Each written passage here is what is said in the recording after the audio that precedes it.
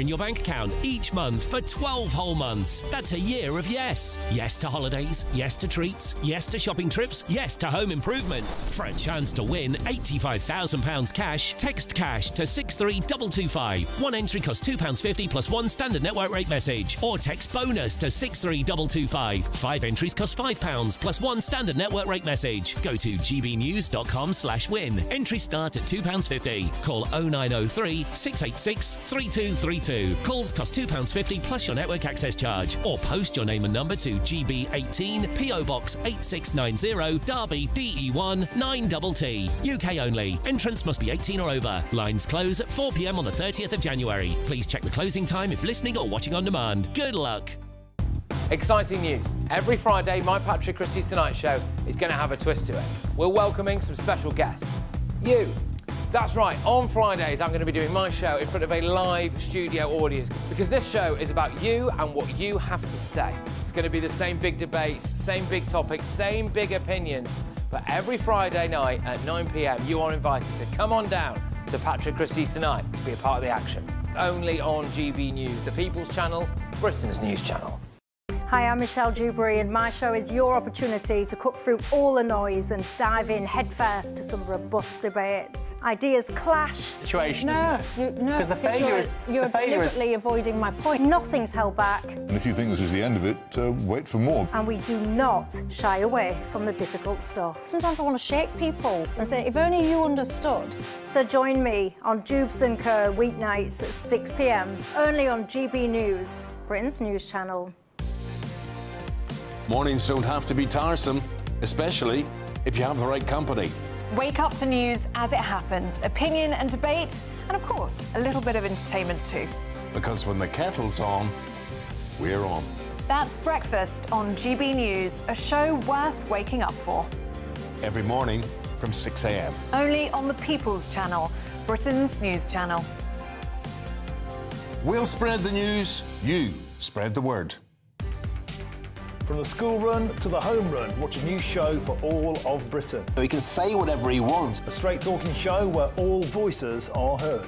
And, you know, when are we going to stop talking about smashing the gangs and actually do it? With the stories that matter from every part of our country. There's a bit of a crash landing there for your Chancellor. Bold, fearless and standing up for you. That's me, Martin Daubney, 3 p.m. till 6 p.m, weekdays, here only on GB News. The People's Channel, Britain's news channel.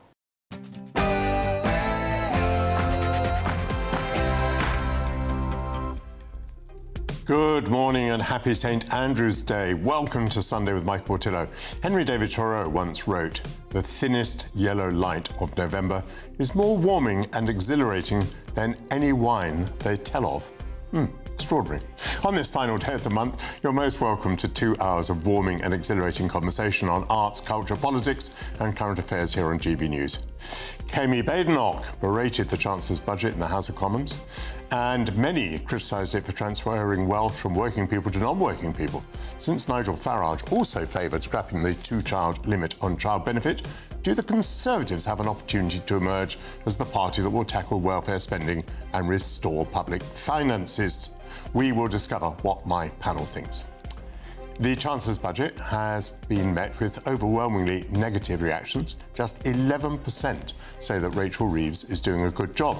Economics editor for The Spectator, Michael Simmons, will be here to crunch the numbers with me. Vive la conscription, where President Macron of France talks of restoring national military service in the face of growing threats posed by Russia, or maybe because he fears disorder at home. Anyway, should Britain be doing the same? Military historian and defence analyst Dr. Chris Newton will give us his analysis. Playwright Sir Tom Stoppard, who won an Oscar and a Golden Globe for Shakespeare in Love, has died at the age of 88. We will be paying tribute to him. All of that and much more, but first, your latest news headlines from Bethany Elsey.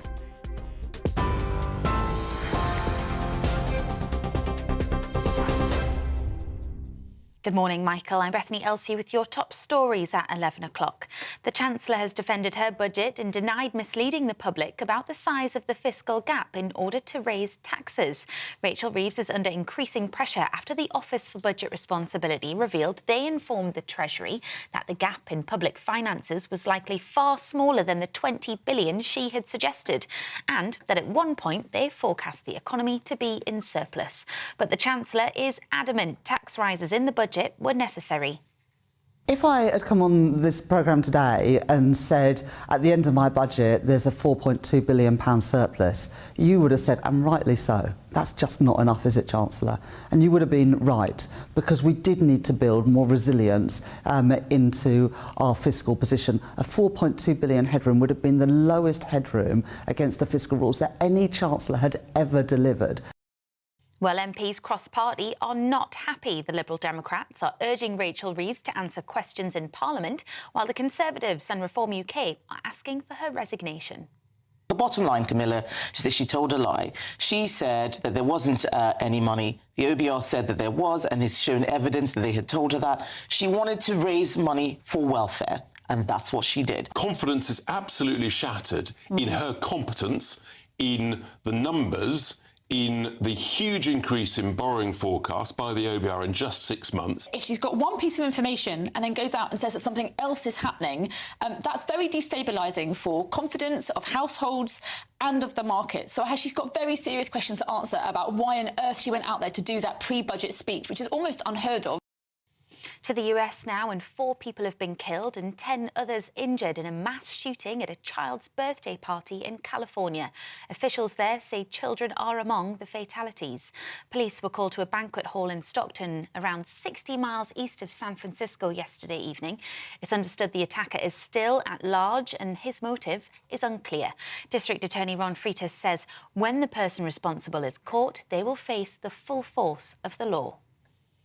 And the government is set to announce major reforms to the criminal justice system in England and Wales, including reducing the number of trials by jury. Reports suggest juries will only pass judgment on rape, murder, manslaughter and public interest cases, while other offences will be heard by a judge. The Justice Secretary says the plans will cut huge backlogs in Crown courts, which are currently at a record high 80,000.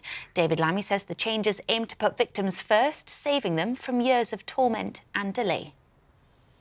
And the King and Queen have paid tribute to the playwright Sir Tom Stoppard, who they've described as a dear friend who wore his genius lightly. The screenwriter, who won an Oscar and a Golden Globe for Shakespeare in Love, has died at the age of 88.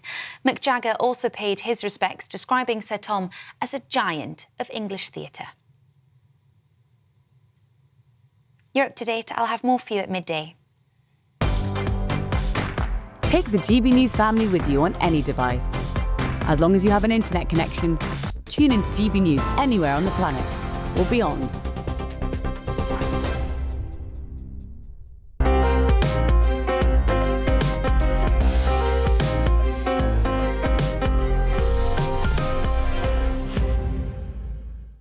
Thank you, Bethany Elsey. Pressure is growing on the Prime Minister following revelations that Sir Keir Starmer approved the Chancellor's so-called black hole tax rate, even though the Office for Budget Responsibility had delivered an upbeat economic forecast. Kemi Badenoch was widely thought to have given the best parliamentary performance on Budget Day as she spoke to the unfamiliar sound of Tory cheers. The budget hit working people hard, for example, those on low wages dragged into income tax for the first time, those with student loans, and those successful enough now to be pulled into the 40% rate of income tax. These tax rises are paid to pay for the ending of the two-child cap on child benefit and for the loss of the intended savings on welfare. They were defeated by Labour backbenchers. Now, Nigel Farage could only pour limited scorn on the government since he had proposed ending the two-child cap himself. So now, does that provide an opportunity for Kemi's Conservatives to emerge as the party that will tackle welfare spending and cut taxes on working people? Joining me now is my panel, the former Conservative advisor, James Price, former Labour advisor, Scarlett Maguire. Welcome back to you both. James, actually, we heard Kemi Badenoch on Camilla just a few moments ago, and she was indeed beginning to set out her plans for cuts in the welfare budget and I think in other budgets. And she was indeed denouncing Reform UK for having signed up to the abolition of the two-child cap on child benefit.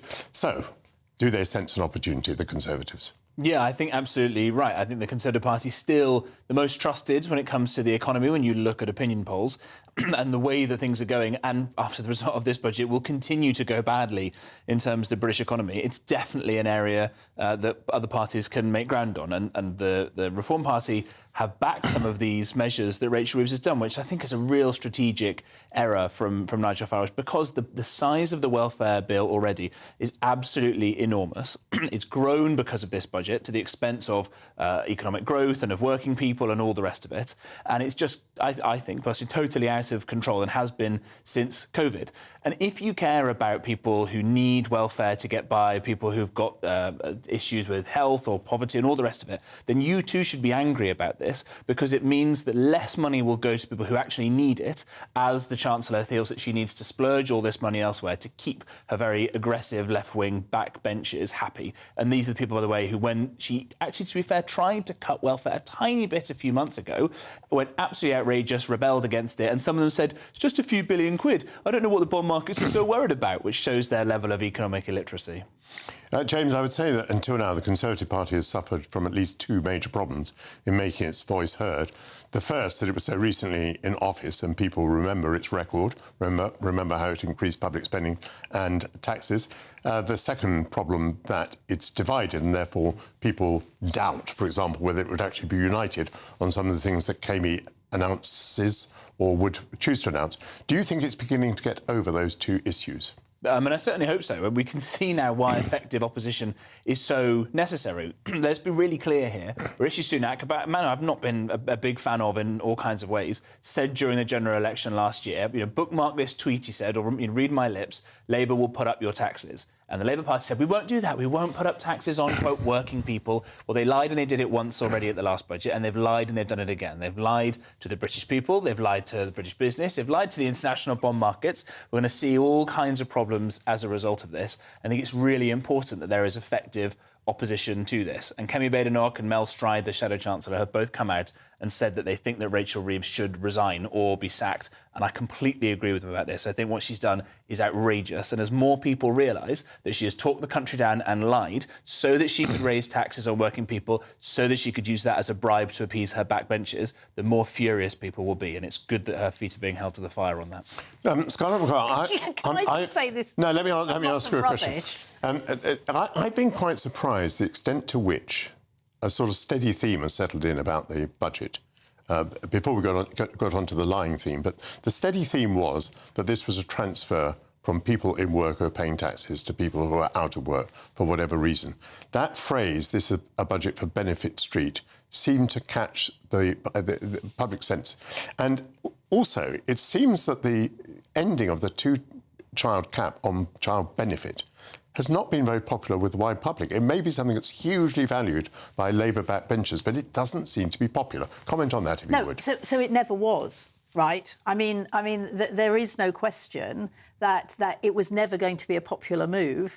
And the reason the Labour Party felt so strongly about it was because the thing about a two-child cap is who loses, it's the third child. And it's actually... what all the experts said, I mean, including, the Institute for Financial Studies, said the best way, the quickest way of getting children out of poverty is to raise that cap. There are other things that need to be done. There are other things that are being done. I think it's absolutely important that the last Labour government put a lot of effort into getting children out of poverty. For the last 14 years, we've seen more and more children go into poverty, particularly because of this cap that meant the third, fourth child, but normally it's the third child. Very few families have more than three.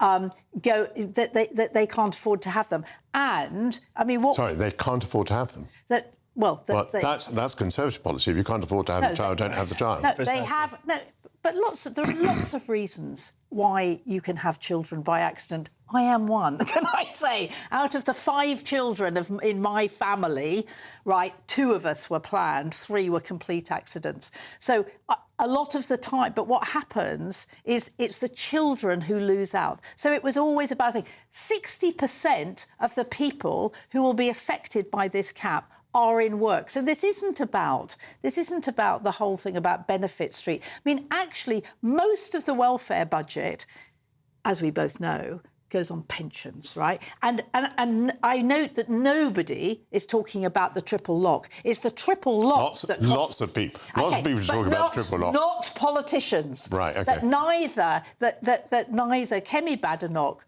nor Keir Starmer nor Nigel Farage are talking about getting rid of the triple lock. May I just pop back to this idea that we're lifting children out of poverty?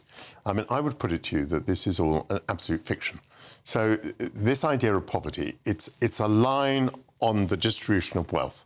It's the 60% of median income line.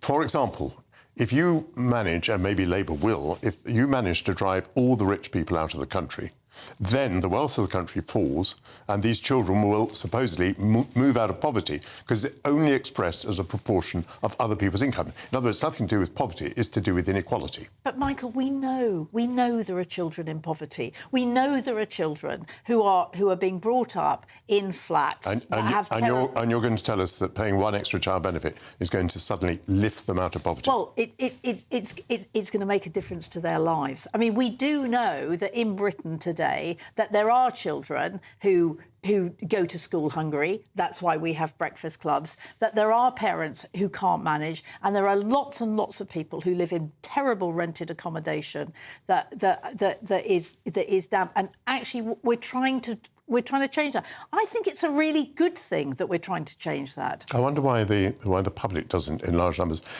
James, on the other hand, I wonder whether the Conservatives are embarked here on a perilous course. I mean, at the moment, because of where we are just now with this budget, with people seeing how much extra they're going to pay in tax, it seems that the notion of paring back public expenditure on welfare is quite popular. But, of course, when you come to particular measures affecting particular people, taking away benefits that people already enjoy, the going gets a great deal tougher. And that rather brings me to my point about, whether the Conservative Party can be united. Because, I mean, it seems to me that it's not just Labour backbenchers who these days lack courage or lack the right sort of courage. Conservative backbenchers were not very courageous when their government was in office. So do you see this policy prospering in the longer term? Well, without being the kind of Churchill dog and nodding furiously or being too much of a teacher's pet, if they listen to what you just said, then I think they've got a chance. I think it's a really important thing that people get their heads around. The word poverty means all sorts of different things. There is the idea of absolute poverty. People are living on less than $1 a day in the poorest parts of the world. That we should do. People can do all sorts of things to go and help with charities and all the rest of it. When you talk about poverty in this country, as you say, it is a measure of relative income. And as you say again, if all the rich people left and nobody had any money, then there'd be no inequality. We'd all be very equal. And that kind of measure of relative poverty, as you say, would be out the window. We may be back to absolute poverty at these terms. Can the Conservatives make that argument and explain to people, just to dull the Labour attack line of, you just want to see kids being poor, you just want to see people suffering and all the rest of it, which nobody wants to do. And I said at the top of this, if you care about people who are really in need, whether those with health problems or those in work who still can't make ends meet because taxes are very high, which is a form of austerity, I would say one of the worst forms of it, and you haven't got enough economic growth so wages aren't going up. Those are all problems. If you want to fix the problems for those who are really suffering, you need to get to grips with those bits there rather than taxing people, messing around money inside the government and then handing it out to people and keeping them on welfare dependency. There's nothing kind and compassionate about that at all. If the Conservatives can make that message, they've got a great chance. Scarlett, when a government is elected with a huge majority, my heart surges in a way because I think, at least we can get things done now. Here's a government that can get through Parliament anything that it needs to do, and if it wants to reform, it can. So the great disappointment about Labour has been the proving of the opposite, that here's a government with a vast majority that can't get its will through Parliament. What this budget has done is to underline and to confirm that. So we know that the Chancellor lost the measures that she wanted to bring in order to reduce welfare by a tiny bit. But what we saw in this budget, I think, was the Prime Minister in full pelt retreat.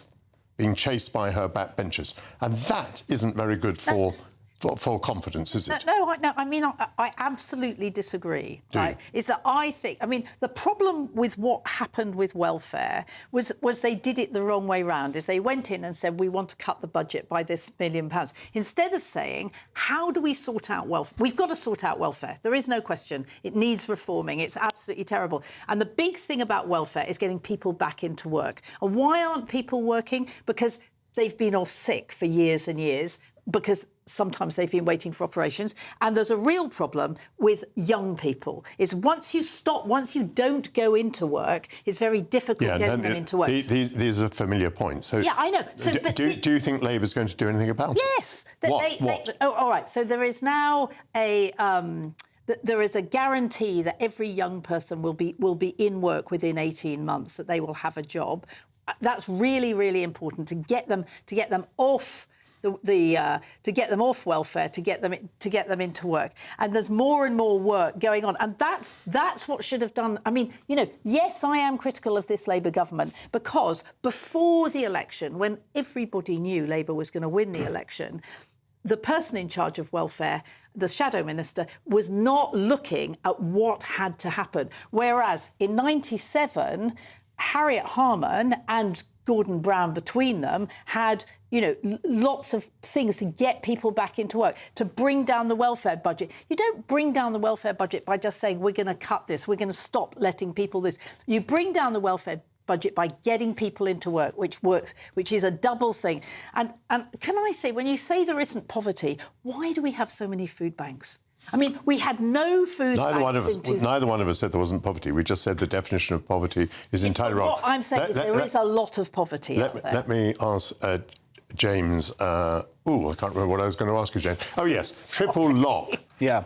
If the Conservatives were serious about controlling welfare, wouldn't they pledge to abolish the triple lock? Just to remind viewers, this is the thing that guarantees that pensions will go up by a whopping lot every year. Yeah, you're absolutely right. And it's nice for us to be able to agree on something. I think Scarlett's right here. It needs to be dealt with. I think I'm right in saying it. David Cameron kind of came up with the idea of the triple lock on the campaign trail 10 years ago in response to a question, which David Cameron did a lot of good things for fiscal responsibility. This has undone almost all of that good work. And pensioners should be well treated and well looked after like absolutely everybody else. But it's totally unsustainable. It represents a fiscal transfer from younger people who are struggling more than young people have done for a long time. And people might, you know, who've been agreeing with me and at this point may now be shouting at the telly. But if you look at where the earnings have gone up by only a certain amount, house prices have gone up by much more. We need to get serious about this. One person, just quickly, who was a frontline politician who said the triple lock should go is Richard Tice. He was on GBNews just now. He said that needs to be looked at. That's very brave.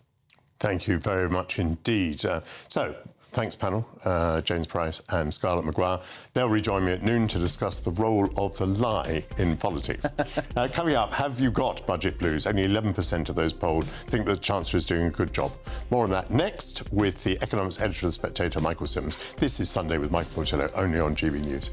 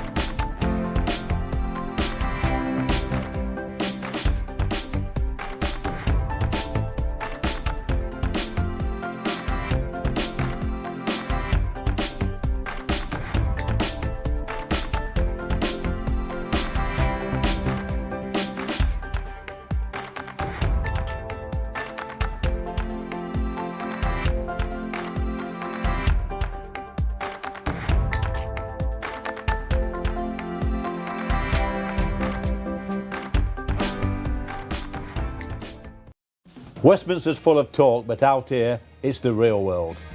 Am I allowed to talk now? No, that's it. This is where it matters, real people and real lives.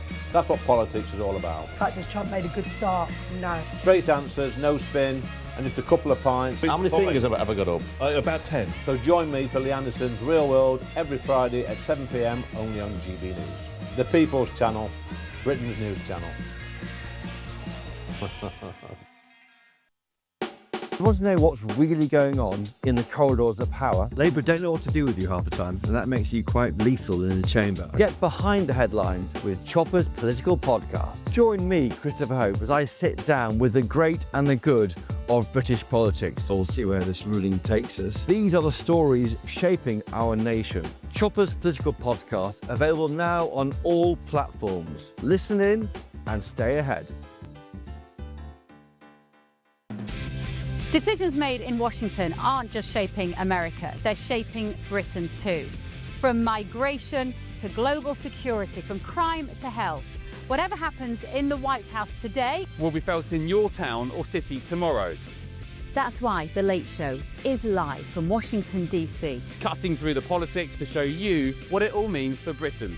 The Late Show live every night at midnight. Only on GB News, Britain's news channel.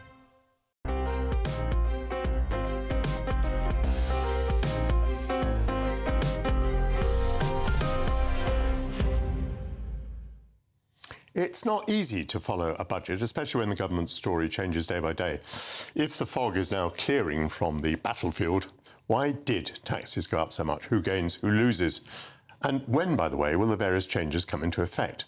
Joining me now in the studio is economics editor for The Spectator, Michael Simmons. Michael, welcome back. So, was there a hole? And if so, what kind of a hole? Why has this hole been filled? For what purpose?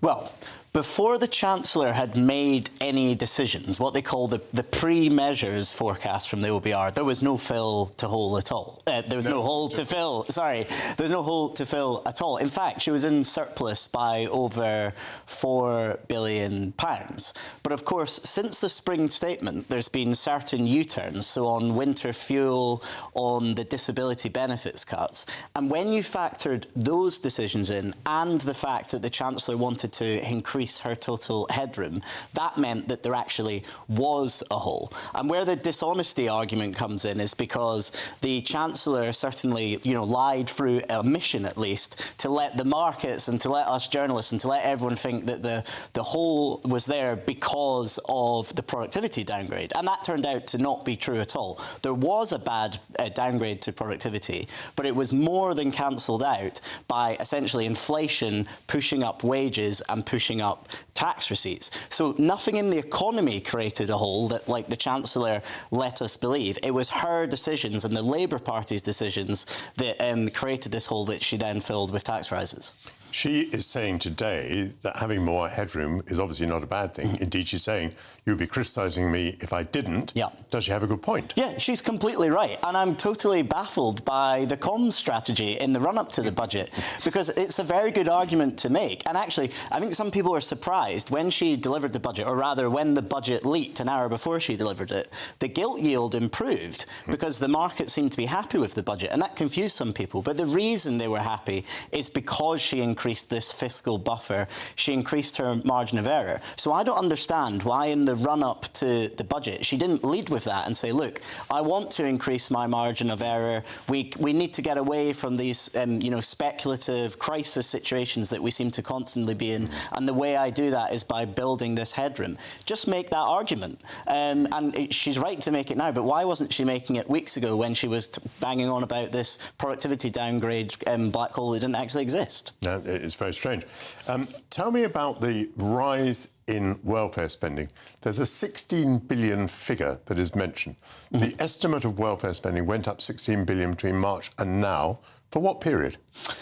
So this is coming up for the rest of the forecast. So it's essentially over the rest of the Parliament, and that breaks up into a lot of it is, you were talking earlier about the triple lock. It's obviously the triple lock's effect on the state pension, which is going to go up by 4.8%. There's then huge increases in the disability and sickness welfare budget. So if you remember at the spring statement, that was forecast to go to 100 billion. She wanted to cut it by 5 billion. They had to undo that. They've actually gone further. They haven't just undone the 5. They've increased it. So that's going to go up by something like 9 billion. And by the next election, it'll be 109 billion. So all kind of welfare, whether it's pensioner benefits, whether it's sickness benefits, child benefit, obviously, that's all going up. And what do you think about this characterisation of the budget as being a transfer from working people to benefits street? Yeah, I mean, that's however you look at the numbers, that seems to be it. It's the reason we started this conversation talking about the black hole. The reason that didn't materialise is because there is so much more income to be taxed from workers. And that's not, from the wealthy, that's from everyone who is working. Fiscal drag, the continued freeze of the threshold is going to drag another 800,000 people who don't pay tax at all into that lowest income tax bracket. So the transfer is from work and it is to welfare. If you look at the breakdown by income, it's only the lowest 30% of people on income who tend to skew, obviously, to being out of work that are beneficiaries from this budget. Everyone else is going to be worse off. The fiscal drag is instantaneous and year by year. Some of the measures are not instantaneous. Do you want to mention a few of those? I mean, for example, the mansion tax is not instantaneous. It's 2028. Well, exactly. So the mansion tax, some of the stuff she's doing around the stocks and the ISAs doesn't come in until later in the Parliament. And that's why some people are describing this budget as sort of buy now, pay later, because if you look at the spending increases all sort of happen in the next couple of years, but then the tax increases or the Treasury's benefit from the tax increases doesn't come until 29-30, and that's given some people some scepticism about how realistic this budget actually is, because what else is happening around that time? General election. So clearly the Chancellor does not actually want to have to deliver these tax rises. I mean, it would be... What, even the mansion tax, you think? Well, I think, sure, probably wrong of me to group them all together. I think mansion tax is electorally beneficial to her, but I think she would love to be in a position where there's some economic miracle in the next 2 years. There was some stuff in the budget about how they hope that AI is going to deliver growth. Her hope is that in the next 2 to 3 years, we get some growth miracle spurred on by AI, the fiscal position, the economic position improves, and then she can do a budget maybe a year before the election and say, actually, we can stop the threshold freeze now, no more fiscal drag, maybe even some tax cuts. But I would say that's pretty desperate wishful thinking. Tell me about markets. You said that when the OBR report leaked, gilt yields fell, the pound rose. What's been happening in the markets since? So they've kind of steadied a bit. The improvement kind of in the yield hasn't continued. It's not got worse, but it hasn't really drastically continued, I think, because of this buy now, pay later aspect. I think the markets were like, great, we've got that extra headroom. We're not going to have uncertainty, hopefully this time next year, so things improve. But now that people are kind of looking in the detail, the sort of fundamental long-term problems of Britain's economy, the fact we, spend far too much, our demographic problems, and the fact that, as I say, some of this kind of tax plans in the budget seem unreal, means that position is not drastically changing. We're still going to have these massive debt servicing costs, for example. I mean, the news bulletins today are saying that there's pressure on the Chancellor, pressure on the Prime Minister. I mean, that implies that it might even cost them their jobs and their careers. How do the markets feel about that? Well, I think the markets essentially don't care who the Chancellor is. Now, obviously, I know that's surprising to say, because we had the day where she was upset in the chamber and it was assumed that she was going to be sacked, and they reacted badly. But that was around the time that these welfare cuts were being U-turned on, the winter fuel cut was being U-turned on. And I think if you speak to people in markets, there worried about what I was just saying, you know, the long-term position of this country is unaffordable. But they look behind Rachel Reeves and they think it doesn't actually matter, because despite the massive majority that Keir Starmer won last year, he doesn't have any control. There's a lot of Labour MPs who have just been elected who don't think they're going to be elected again, and they're not going to vote for, you know, hard medicine that might pay off in 10 years' time. They want things like Can't I persuade them that since they're not going to win their seat, they could do something responsible with their vote? Well, yeah, it's an argument I would love them to hear, but I think they just think, no, we're going to do what is currently perceived as being Labour values, which seems to be more money on welfare, more money on pensioners, and, you know, soak everyone else dry. Michael Simmons from Spectator, thank you very much indeed. Now, just a reminder, friends of GB News can vote in today's You Decide poll by scanning the QR code now.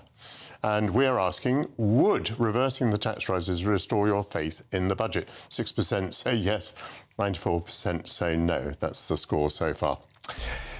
So, coming up, vive la conscription. President Macron is talking about France restoring national military service. Is he serious? And if so, is it the Russians or the French that he fears most? Military historian and defence analyst Dr. Chris Newton will join me soon. This is Sunday with Michael Portillo, only on GB News.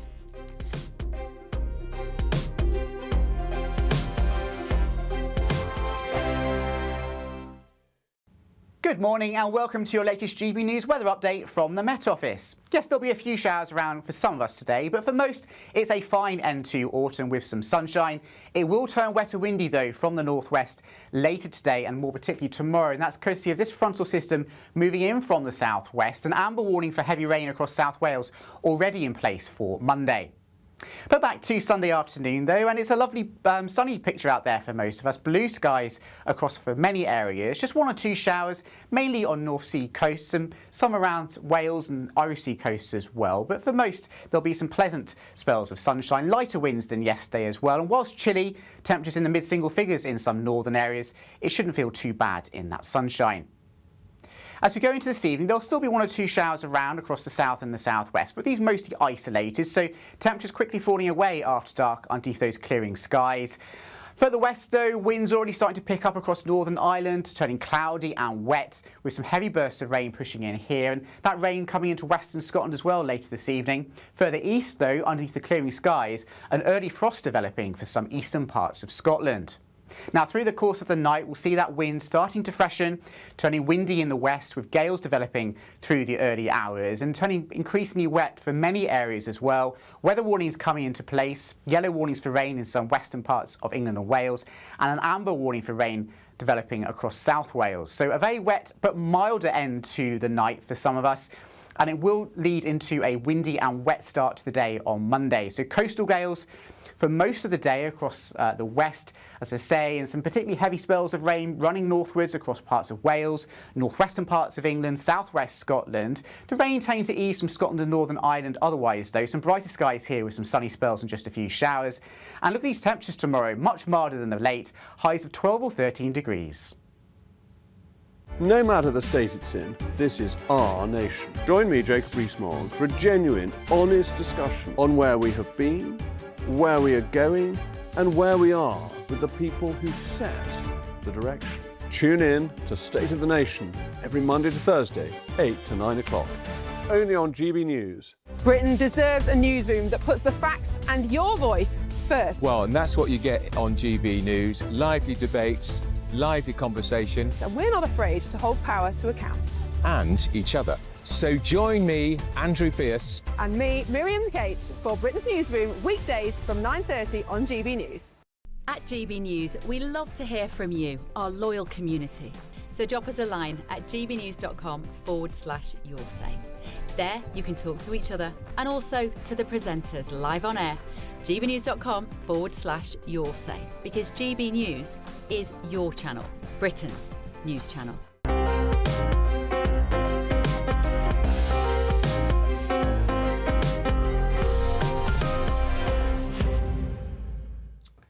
Welcome back. President Macron wants France to bring back a form of national service, not conscription, but a 10-month voluntary army programme for 18 to 19-year-olds. It's supposedly part of a wider effort to prepare for a possible threat from Russia. But I wonder whether maybe disorder at home is a more immediate threat. If the war clouds are gathering over Europe, should the United Kingdom be doing the same thing? Military historian and defence analyst Dr. Chris Newton joins me now. Chris, welcome to GB News. Welcome to GB News, Chris. Do you think, by the way, that the President is serious? I mean, the President is in quite a weak position in the politics of France, and I wonder whether he's sounding off or whether this is a plan that's actually going to happen. What do you think? Yeah, I mean, you're right to bring up the domestic problems that Macron is having, but this is actually part of a trend throughout the continent of Europe over the past sort of decade, 15 years or so. Different countries are bringing in various different forms of national service, as you said. This French idea is a voluntary scheme, but other countries, the Scandinavian countries, the Baltic countries, and other countries are bringing in different variations of national service, conscription, whether it's selective service, service by lottery, or mandatory conscription. So I think yes, there may be a domestic element to it, but it's part of a wider trend, and there is, of course, a deterioration in the European security situation, and with the threat from Russia, the war in Ukraine, and the various hybrid attacks that we're seeing at the moment, which could very easily go wrong. Any one of these attacks. In France, if it happens, it's going to go very slowly. I think 6,000 volunteers next year, building to 50,000 by 2035. That is 10 years' time. And by the way, it's only 10 months service by some very young people. I can't think that Putin is going to be quaking in his bones about this. Yeah. I mean, and again, this is voluntary. It's not a sort of mandatory form of conscription. And what Macron and what other European leaders are doing are striking a balance between sort of sending a message to Putin that we are becoming more serious about our military readiness, whilst at the same time balancing our liberal democratic concerns about conscription. Conscription, is very much not. Is in contradiction to sort of freedom, sort of liberal sort of values. So all of the countries are sort of trying to strike that right balance. The countries closer to Russia, they're more in favour of more kind of mandatory forms. Finland, for example, has always had a mandatory form of conscription. But we're trying to do, or at least the Europeans are trying to do, sort of national service in a sort of modern, liberal, 21st century sort of form. But whether or not it's convincing, whether or not it frightens Putin, remains to be seen, as you said. Well, I'm not sure it does remain to be seen, but let's just think about the military. I mean, let's shift towards the UK now. I mean, I think on the whole, in recent times, the armed forces have been against programmes certainly of conscription. We have to remind people that what they're talking about in France is not conscription, it's voluntary. But in other words, the armed forces here rather take the attitude they don't want to become a sort of creche for young people who are only going to be in for 10 months, have no long-term commitment to the armed forces, and will be possibly a bit of a nuisance to manage. Do you think that sort of broadly sums up the British armed forces attitude? Yeah, I mean, the British have not been a major conscript nation, with the exception of the 20th century. The British have been a maritime power. It does not generally raise big, large conscript armies.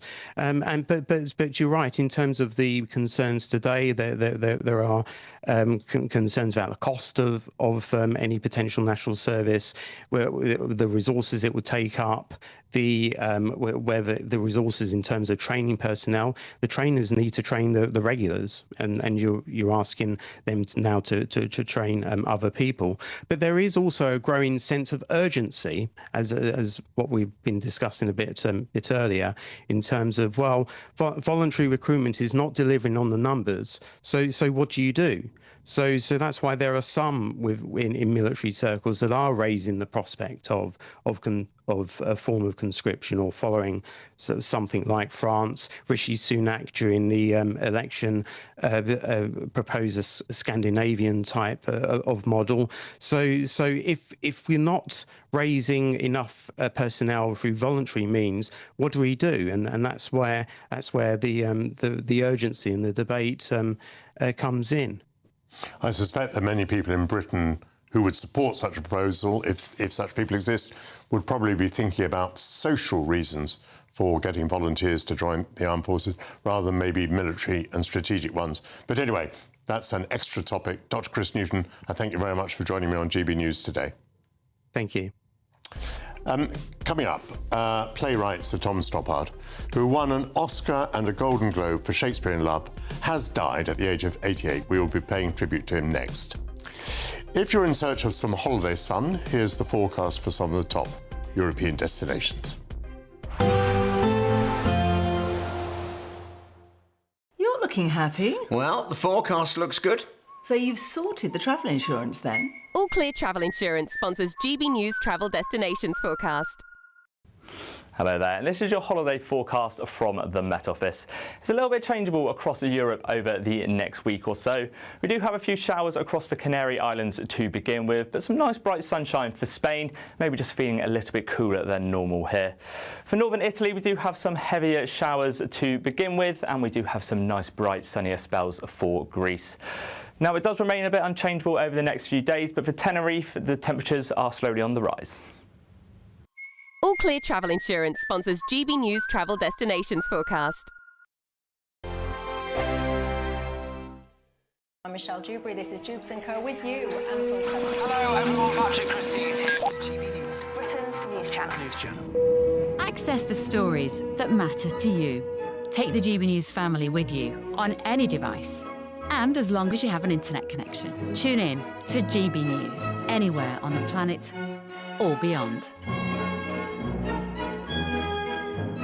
GB News, the People's Channel, Britain's news channel.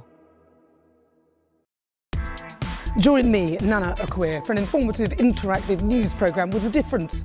It's fun. No, he didn't say that, Dave. I'm so surprised. I think there's an element of truth to that. Join me from 3 p.m. every weekend, only on GB News, Britain's news channel. Mornings don't have to be tiresome, especially if you have the right company. Wake up to news as it happens, opinion and debate, and of course, a little bit of entertainment too. Because when the kettle's on, we're on. That's Breakfast on GB News, a show worth waking up for. Every morning from 6 a.m. Only on the People's Channel, Britain's news channel. We'll spread the news, you spread the word. Britain was once the envy of the world. But look around. A nation that no longer knows what it is or where it's going. A country that's broken.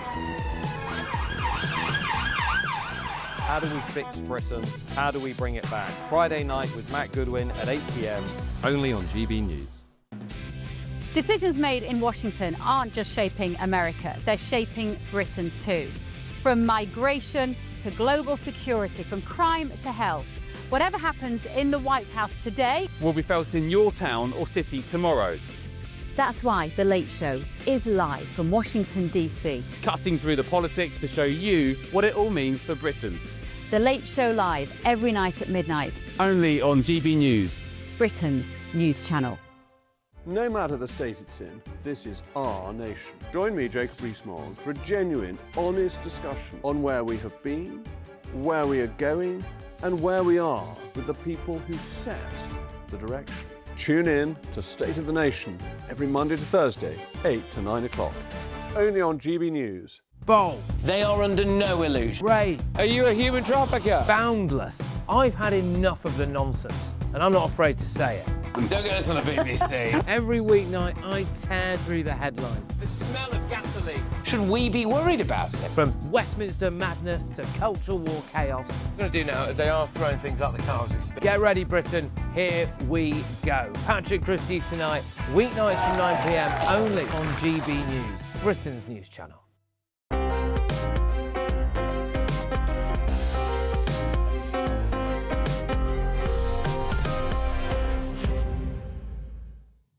Welcome back. Their Majesties the King and Queen are deeply saddened by the death of the playwright Sir Tom Stoppard, whom they counted as a dear friend. He'd been awarded the Order of Merit and won an Oscar and a Golden Globe for Shakespeare in Love. He died peacefully at the age of 88 at his Dorset home, surrounded by his family. The Czech-born British theatre and screenwriter's many plays included The Real Thing and Rosencrantz and Guildenstern are dead. And joining me now, I welcome the classicist and author Dr. Kathleen Riley. Kathleen, welcome to the programme, welcome to GB News. Thank you very much. I just want to reminisce a tiny bit about Rosencrantz and Guildenstern are dead, because I saw it very shortly after it started. It was at the National Theatre, which in those days was at the Old Vic. So obviously I was a teenager at the time, and I just thought this was revolutionary. This was so exciting to see theatre like this. And for viewers maybe who haven't seen the play, to explain the rather odd foundation of it, which is that Shakespeare's play Hamlet has two fairly minor characters who are called Rosencrantz and Guildenstern. Spoiler alert, at the end they die. Rosencrantz and Guildenstern are dead. But in Stoppard's play, they were on stage all the time. The other characters from Hamlet came on and hurried off, leaving these two characters bewildered as to what was going on. And this made a very funny play, but it was kind of very intellectual. Was it almost intellectually snobbish? I mean, you had to know a bit about Hamlet to find out why it was a joke. What do you think? How did he pull off these plays that were intellectual and entertaining at the same time?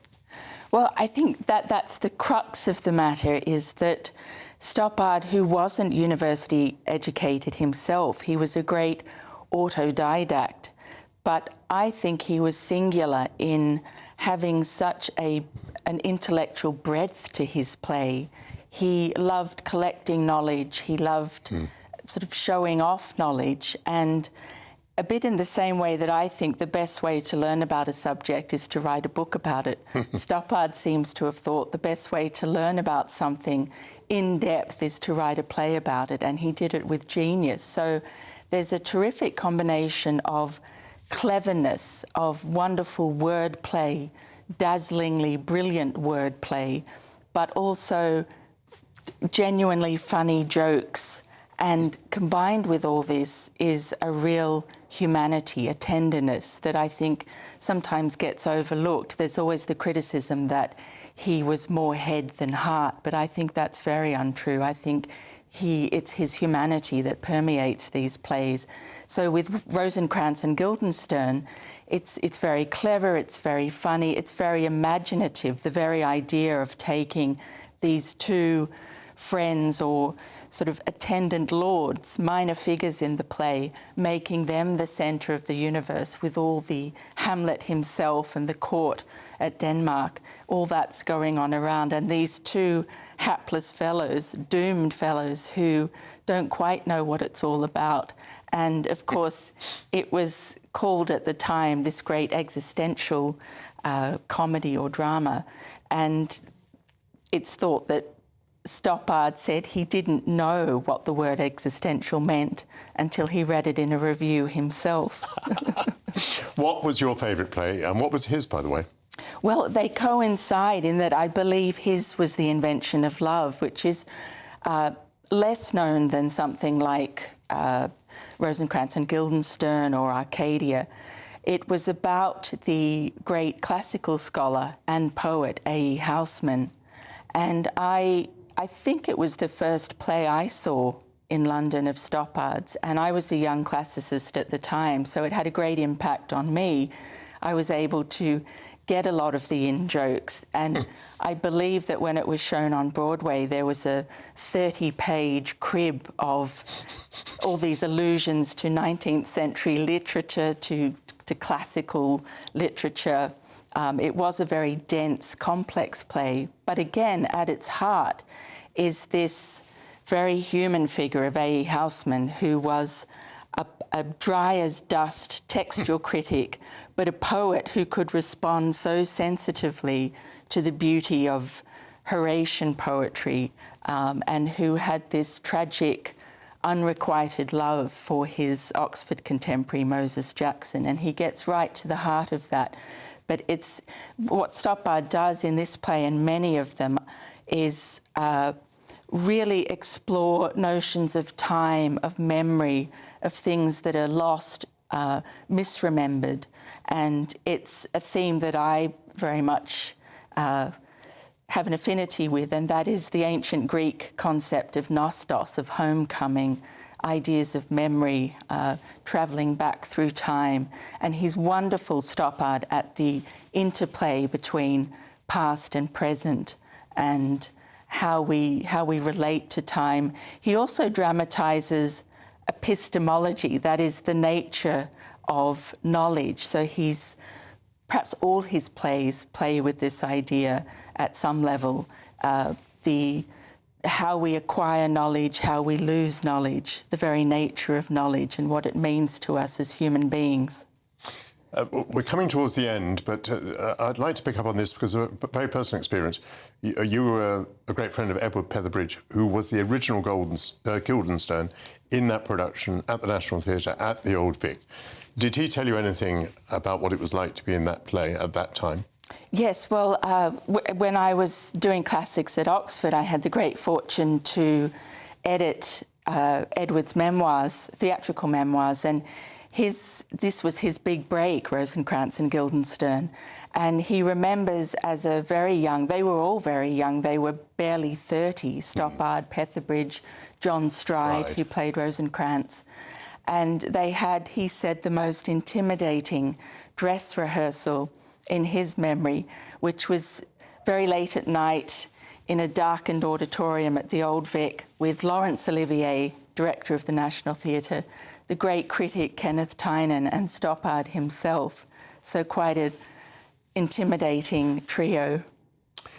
So we really have lost a splendid playwright there. And thank you so much for your observations, for expressing something about the extraordinary depth of his writing.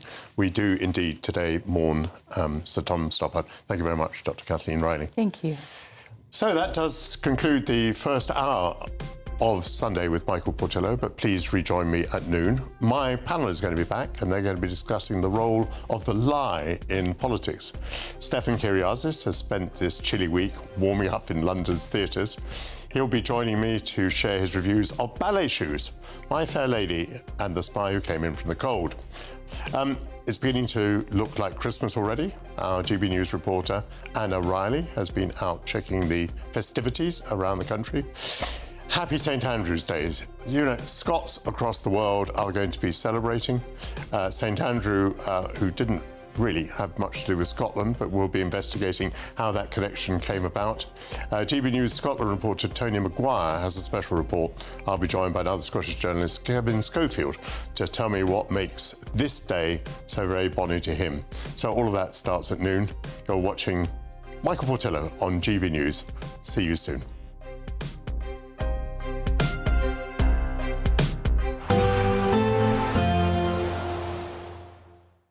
Expect warm spells with the odd rude interruption. Box Boilers sponsors the weather on GB News.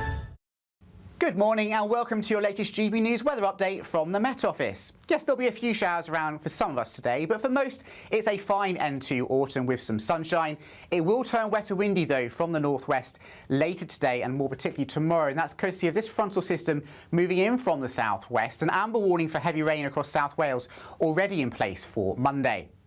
But back to Sunday afternoon though, and it's a lovely sunny picture out there for most of us. Blue skies across for many areas, just one or two showers mainly on North Sea coasts and some around Wales and Irish Sea coasts as well. But for most there'll be some pleasant spells of sunshine, lighter winds than yesterday as well, and whilst chilly, temperatures in the mid-single figures in some northern areas, it shouldn't feel too bad in that sunshine.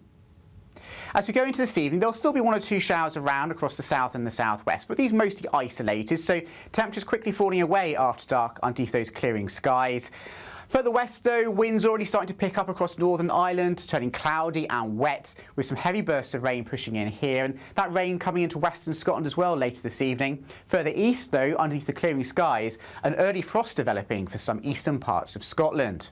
Now, through the course of the night, we'll see that wind starting to freshen, turning windy in the west, with gales developing through the early hours and turning increasingly wet for many areas as well. Weather warnings coming into place, yellow warnings for rain in some western parts of England and Wales, and an amber warning for rain developing across South Wales. So a very wet but milder end to the night for some of us, and it will lead into a windy and wet start to the day on Monday. So coastal gales for most of the day across the west, as I say, and some particularly heavy spells of rain running northwards across parts of Wales, northwestern parts of England, southwest Scotland. The rain tending to ease from Scotland and Northern Ireland otherwise, though. Some brighter skies here with some sunny spells and just a few showers.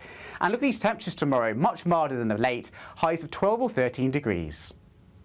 Expect warm spells with the odd rude interruption. Boxed Boilers sponsors the weather on GB News.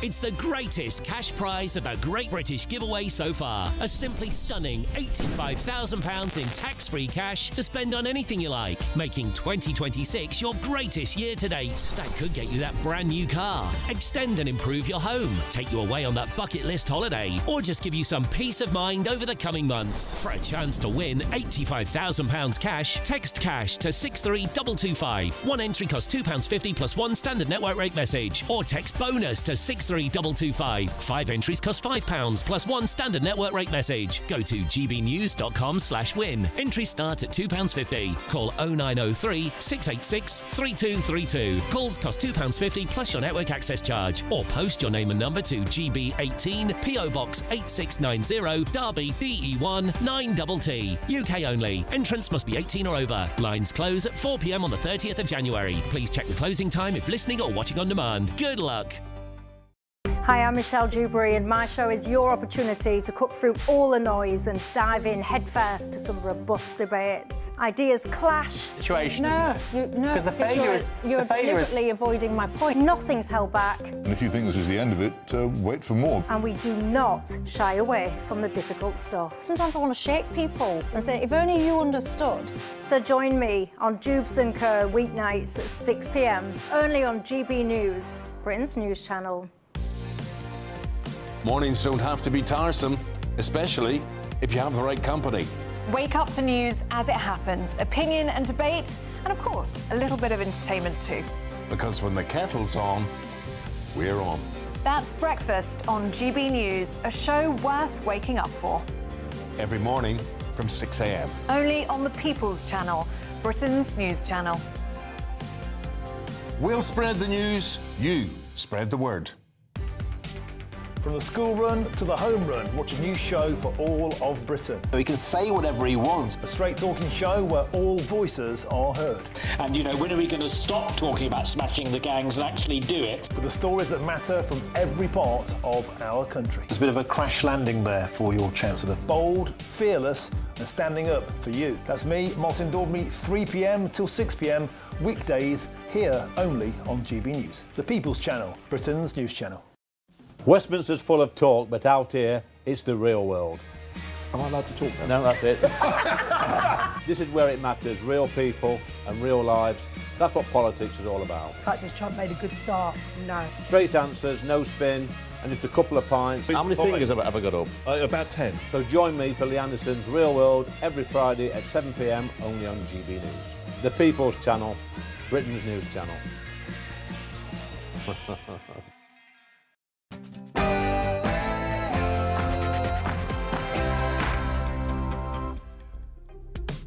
Hello, may I be amongst the first to wish you a good afternoon. As children's author Clyde Watson writes, November comes and November goes with the last red berries and the first white snows. As luck would have it, this month has brought 5 Sundays and 5 opportunities for me to present Sunday with Michael Portillo, which is 2 hours of politics, theatre, culture and current affairs. Rachel Reeves has been accused of lying. Is it too cynical to say that that is what politicians do? Or are we perhaps desperate for a new type of politician who doesn't lie? Would our regard for politics take a leap forward if such people were to emerge? Those are the ethical questions for my panel. Stefan Kyriazis will lift the curtain on the best and worst plays of the week in his reviews of London's West End. It's beginning to look a lot like Christmas out there, and GB News reporter Anna Riley has been soaking up the atmosphere in Selby in Yorkshire. Anna, what's coming up? Well, it's the first day of Advent, the first Sunday Advent, and we're here at King's Church in Selby, where they've got a Christmas experience. As you can see, the nativity scene behind us here, ready to welcome hundreds of children from across the district to learn about the Christmas Christian message. And happy St Andrew's Day too. Scots across the world are celebrating today, and we'll be hearing how. First of all, though, the latest news headlines from Bethany Elsey.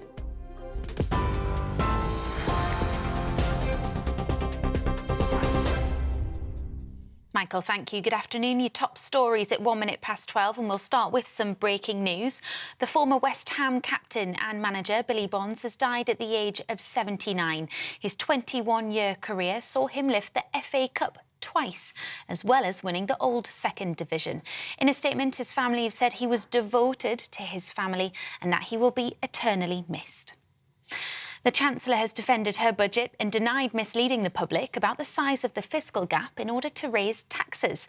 Rachel Reeves is under increasing pressure after the Office for Budget Responsibility revealed they informed the Treasury that the gap in public finances was likely far smaller than the 20 billion she had suggested, and that at one point they forecast the economy to be in surplus.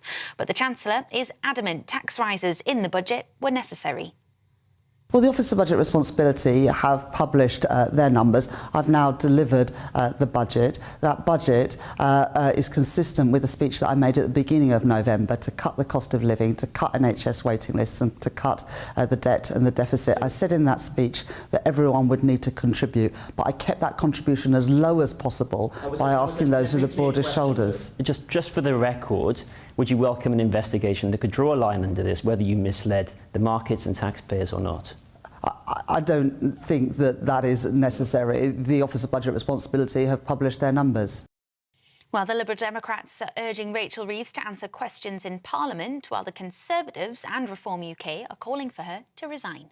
The bottom line, Camilla, is that she told a lie. She said that there wasn't any money. The OBR said that there was, and has shown evidence that they had told her that. She wanted to raise money for welfare, and that's what she did. Confidence is absolutely shattered in her competence, in the numbers, in the huge increase in borrowing forecast by the OBR in just 6 months. If she's got one piece of information and then goes out and says that something else is happening, that's very destabilising for confidence of households and of the market. So she's got very serious questions to answer about why on earth she went out there to do that pre-budget speech, which is almost unheard of.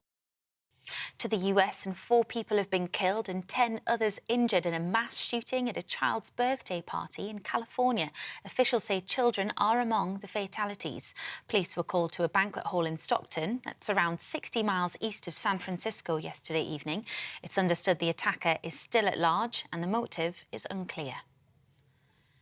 And the government is set to announce major reforms to the criminal justice system in England and Wales, including reducing the number of trials by jury. Reports suggest juries will only pass judgment on rape, murder, manslaughter and public interest cases, while other offences will be heard by a judge. The Justice Secretary, David Lammy, says the plans will cut the huge backlogs in Crown courts, which are currently at a record high 80,000. You're up to date. I'll have more for you in half an hour. For all the latest from GB News whilst you're on the go, get the GB News app.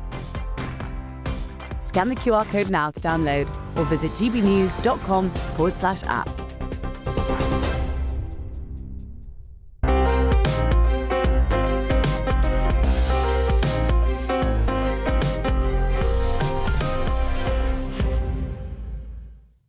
Thank you very much, Bethany Elsey. The Chancellor has been accused of lying, first because many feel that she has broken her promise not to raise taxes on working people, and more recently because it's said that she claimed that there was a hole to fill in her budget because of bad economic news, when in fact the hole was of her own making. She had decided to placate the left of her party with new boosts to public expenditure. Are these objections to Rachel Reeves naive? Should we just accept that politicians do lie? Or should we recognise the damage that lies due to our faith and our trust in democracy? Does lying matter? And is there any hope of less mendacious politics in the future? Joining me now, my panel, former Conservative advisor James Price and former Labour advisor Scarlett Maguire. Scarlett Maguire, if at an election a party says everything's going to get better, but we're not going to raise your taxes, shouldn't the responsibility lie with the voter? You know, buyer beware, voter beware. I mean, it's a story that seems rather incredible. If you buy that story, if you vote for that party, you've only got yourself to blame.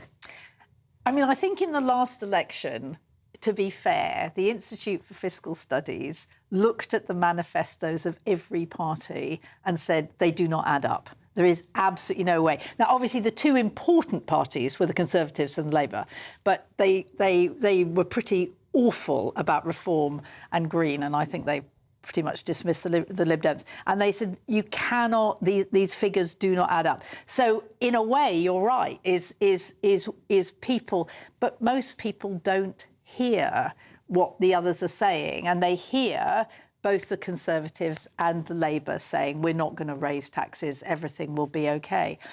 I think in this case, frankly, as a Labour supporter, we knew things were bad and we knew that actually something had to happen.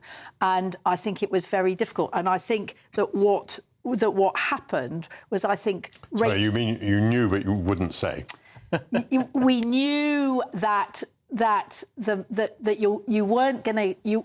that it was really, really important that we did public spending properly, because the courts, education, well, everything, education, the NHS were absolutely terrible and needed money, and we knew that they were going to need money. So what would have happened if you'd said, we've got to a stage now where many of these public services are run down, and by the way, we think that children ought to be brought out of poverty.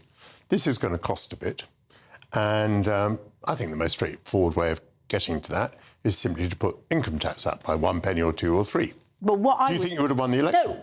No, what I would have done is said Jeremy Hunt's thing in the budget saying that national insurance was going to go down by 3% is absolutely out of this world. It is completely unbudgetable. No, but I want to talk at a sort of ethical level. No, but I'm talking... Are you assuming that in a democracy, that if a party were honest about its ambition to put right public services and to spend some more on welfare, and said that that was going to lead to higher taxes, are you saying that in a democracy there would be no chance of that party winning the election? I'm offering you a third way, actually. What I'm saying is there was a way of doing it, and that was to say we're not going to take this 3% off national income, off national insurance, right? People hadn't got it. I mean, I think earlier you said, quite right... But can I take you to the general ethical point? That there was a remarkable moment in history when Stanley Baldwin, I think in the 1935 election, would not talk about rearmament. And later on, he said, if we had spoken with appalling candour about what needed to be done about rearmament, we would not have won the election. It's gone down in history as being sort of, one of the worst things ever said, as it were. But wasn't it simply the truth? Yes, no, look, John Smith, in 1992, he was the Shadow Chancellor, an incredibly good Shadow Chancellor, and he said, we're going to have to put up taxes, or we're not going to lower... whatever he said. Remind me what happened to him. Tories said, and you were there, Michael. I was. You know, the bombshell, and it is thought that was one of the reasons that Labour lost the 1992 election and the Tories won it. Only just, but you won it. But we were awfully surprised by it. James, let me come to you. So I'm really getting at whether this is just part of democracy. Is it the sad fact that parties that tell the truth at general elections will not get elected? It's certainly a lot easier to lie, isn't it? And say that it's OK, we'll take money from that rich guy, we'll do this thing. It's much easier to do that and tell people what they want to hear, and then to come into office afterwards and say, oh, well, the facts have changed, I've changed my mind, what would you do? To quote Maynard Keynes. Much easier to do that. Of course, Rachel Reeves, and I will get onto this point in a second, Reeves said, we're not going to do that old trick of saying we won't raise your taxes and then get into government and say, oh, it's much worse than we feared, we have to do it. She said that she wouldn't do that and has gone and done it. So I think for her, it's the lie in that instance and then the cover-up, and again with this budget here. Let me just keep you on the general point. You see, I'm really very anxious. I'm very pessimistic because I think two of the problems we found with democracy is, one, that parties apparently need to lie to get elected, and secondly, very similar point, that they offer to bribe the electorate with their own money. Yes. And what this means is, and we can see it, that, you know, decade after decade, generation after generation, we simply go more and more into debt. Correct. And therefore we spend more and more public money on servicing debt. And, you know, people aren't stupid. This is very disillusioning. This is the way democracy works. It's beginning to fail. And its failure is important, you know, firstly, because if enough people don't support democracy, it will simply vanish. But also that authoritarian regimes around the world are putting up serious competition to democracy today. You know, someone like China says, don't worry about freedom of speech or freedom of thought. What you want is growth. What you want is job security. You want to be sure that you've got an apartment. You want to have fantastic infrastructure. And this is a very good deal. No democracy and all these things that people want. I mean, I'm really worried about the future of democracy. How about you? No, I agree. It's why Aristotle called it the rule of the mob rather than anything else. I think the answer to it has to be a higher standard of politician with better ideas and a better ability to communicate. The Conservatives had a pretty good go at it 10 years ago in that last election when they talked about a long-term economic plan and said that everything that Ed Miliband was offering was a lie and wouldn't work. Bill Clinton managed to do something similar where he almost got the US debt down onto a path of being eliminated by following the Republican spending restraints and being honest with people about it and saying we can't live beyond our means and the rest of it. Now, if you can do that and tell your opponents, tell the country that your opponent is fibbing and offering you fake promises, well, we all know that politicians offer fake promises. We all know that business leaders, our colleagues, our friends, you know, God forbid, maybe our families sometimes offer false promises. So if you can be that sort of Cassandra-like figure and tell the truth and win an election off that, then you've got a great mandate to do it. But that requires a high quality of politician who's able to have that kind of conversation. But it's much easier, as you say, to bribe people. I was going to put this to you, but I'll put it to Scarlett. So, you know, David Cameron maybe does offer an example, along with George Osborne. They came along and said, we offer you blood, sweat and tears. We offer you austerity. And austerity became a dirty word, and everyone hated austerity. And yet, the Conservatives, having won the 2010 election in a coalition, won the 2015 election without a coalition. In other words, they were rewarded for their bravery and their honesty and for dealing with public spending. Does it never occur to the Labour Party that maybe that's the route to go, the honesty route?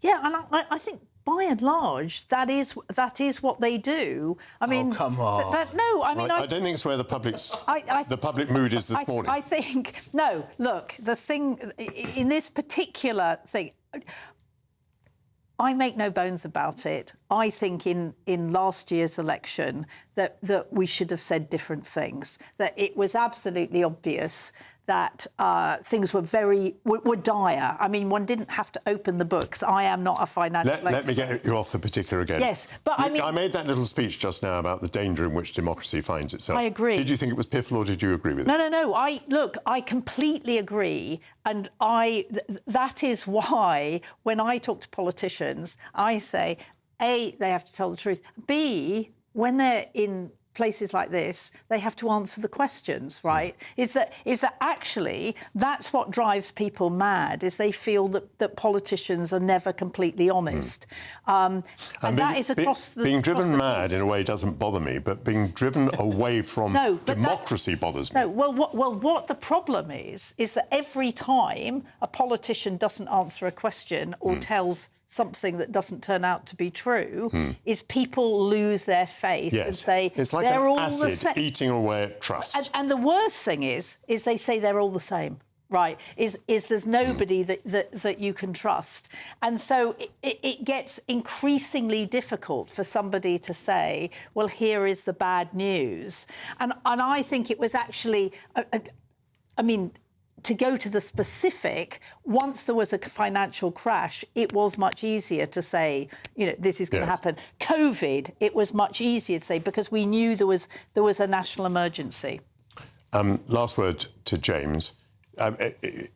Given that you and I think that democracy is in crisis, is there a possibility that a different breed of politician, a less mendacious breed of politician, could emerge in the future? Could that help to save democracy?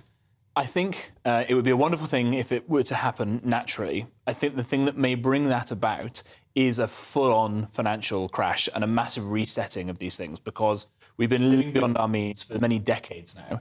At some point, if the bond markets, not the bond vigilantes and all these things that the left tries to call them, if they say, right, time's up, we don't believe you can pay any of this money back, and the public then get it, even worse than the 2008 crash, get a realisation of the debt we're in, then you can get some politicians coming along to fix that. Otherwise, could get worse. Thank you. Fascinating, well, at least to me. James Price and Scarlett Maguire. Coming up, Stefan Kyriazis will tell us of the good, the bad and the beautiful in his reviews of London's West End theatres. This is Sunday with Michael Portillo, only on GB News.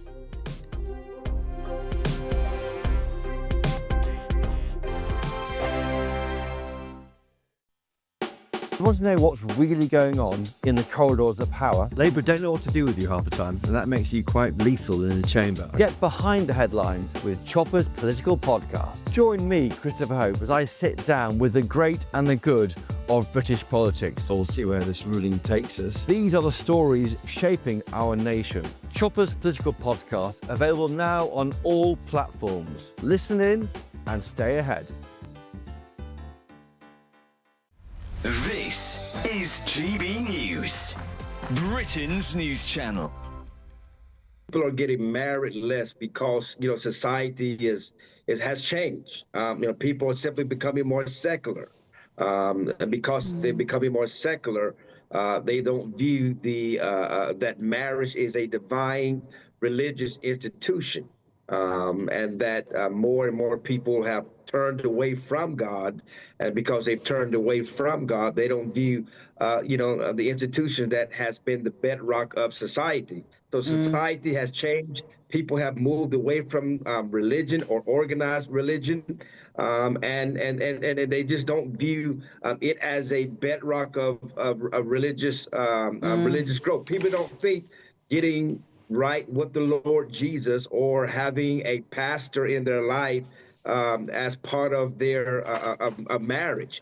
Also, younger people today care more about their careers. They care more about financial stability. They care more about, having their own lives and their freedom than traditional marriage than it used to be. So it's just a big change of society today. And Charlie Downs, does that matter? Are there negatives to being focused on career and choosing to shack up as opposed to get married in church? Very much so. I mean, I like to think that I am slightly swimming against the tide because, there we go, I got married at the beginning of last month, and I'm 24. Aww. And the last time that the average age of marriage in this country was 24 was 60 years ago. The average age of marriage now is about 33 years old, which is a historic high. And I think this is largely because of the reasons that Pastor Mark outlined just now, which is that we don't actually understand as young people what marriage is. GB News, the People's Channel. Decisions made in Washington aren't just shaping America, they're shaping Britain too. From migration to global security, from crime to health. Whatever happens in the White House today will be felt in your town or city tomorrow. That's why The Late Show is live from Washington, D.C. Cutting through the politics to show you what it all means for Britain. The Late Show live every night at midnight. Only on GB News, Britain's news channel.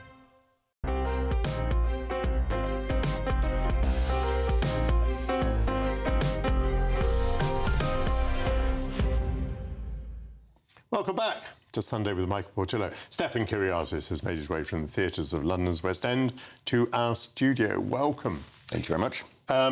So I think we've got a seasonal flavour to some of what we're going to talk about. We have a lot of nostalgia. Everything is sort of back, a lot of things from sort of 1930s and a bit before my time, maybe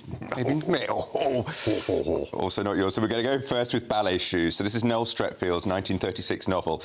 Without being sort of stereotyping, this is very much a little girl's book for most people growing up. So I took a female friend of mine, and she was pretty much in tears early on. It took me a little bit longer because I don't have the history with it, but I have to say, this is beautiful, it's extraordinarily staged, it's really vivid, it's really fun. And basically what we have is a young girl, orphaned, Sylvia, rocks up in London at her distant great-uncle Matthew's house. So, you know, we've got shades of The Lion, the Witch and the Wardrobe and Enid Blyton. It's that sort of plucky children that can often do better than adults. Great-uncle Matthew is eccentric, a bit mad, and spends his life travelling the world looking for fossils.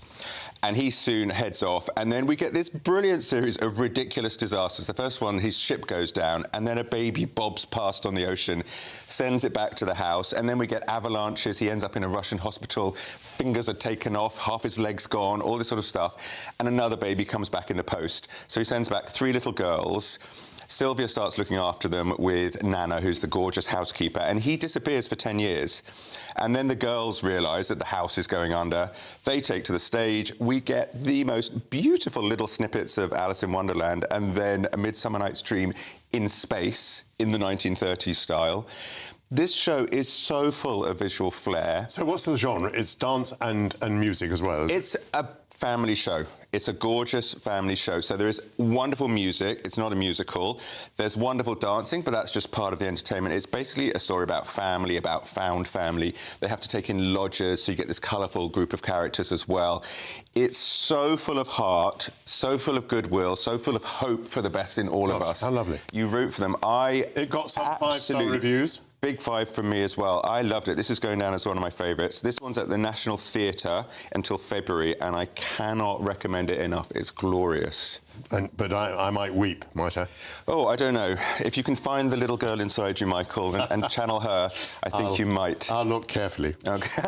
What else have you got? The Spy Who Came In From the Cold? Yes. So we're going from 5 stars down to my worst review of the week. There's been some reasonable reviews of this. This is John le Carré's classic novel, the first staging of his books, and there have been some comments that there's a reason for this, possibly. So much of his books are also philosophical examinations of morality, of opportunism, of the way governments operate on both sides and blurry moral areas.